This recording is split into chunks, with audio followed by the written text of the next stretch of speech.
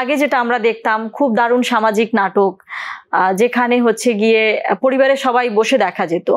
কিন্তু এখন বাংলাদেশের নাটকগুলো মানে কিছুটা অন্যরকম হয়ে গেছে, যেটা মানে আগের যে ধারাবাহিকতায় যে সারা শুধু বাংলাদেশের মানুষই নাটক পছন্দ করতো না, বাংলাদেশের বাইরেও, যেমন কলকাতায় কিন্তু বাংলাদেশের নাটক প্রচুর দেখে।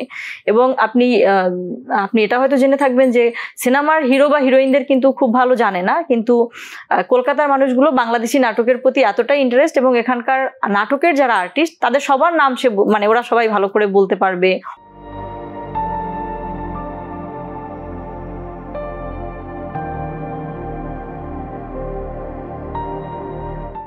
অভিনয় দেখে কন্টিনিউ।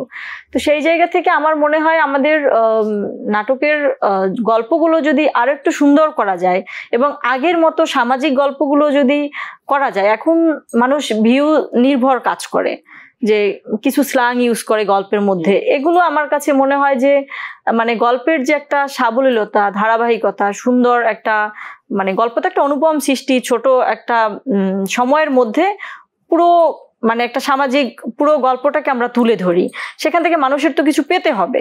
তো সে গল্প থেকে মানুষ যদি পজিটিভ কিছু পায় তখনই তো মানুষ ওই জিনিসটার প্রতি আগ্রহী হবে, সবাই দেখতে চাইবে, ব্যাপারটা এরকম।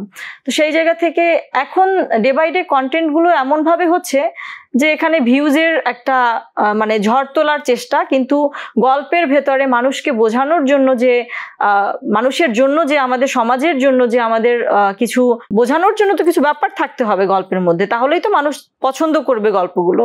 সেই সামাজিক ধারাবাহিকতায় যে গল্পটা হওয়া উচিত সেরকম ভাবে হচ্ছে না, হচ্ছে কম হচ্ছে। তাহলে কি ধরে নিব আপনি এই 4-5 বছরে যতগুলো নাটক করেছেন যে গল্পে আপনি সন্তুষ্ট নন? একটা আর্টিস্টের কোনো লিমিটেশন থাকে না, সো তার জন্য শুরুটা হয় বিভিন্ন গল্পের মাধ্যমে।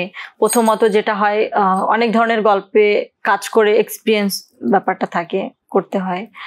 তো পরে যখন ডে বাই ডে গিয়ে নতুন নতুন গল্প সিলেকশন করার মতো ব্যাপার থাকে, যে আমার কাছে অনেকগুলো গল্প চলে এসেছে, এখন আমি কোন গল্পটা করব, নিশ্চয়ই সবগুলোর মধ্য থেকে যে গল্পটা আমার কাছে বেস্ট মনে হয় আমি সেটা করব। তো সেই জায়গা থেকে হচ্ছে গিয়ে সমস্ত গল্পের মধ্যে প্রধান যে ব্যাপারটা সেগুলো দেখে শুনে বুঝে কাজ করাটা সব আর্টিস্টের জন্যই ভালো।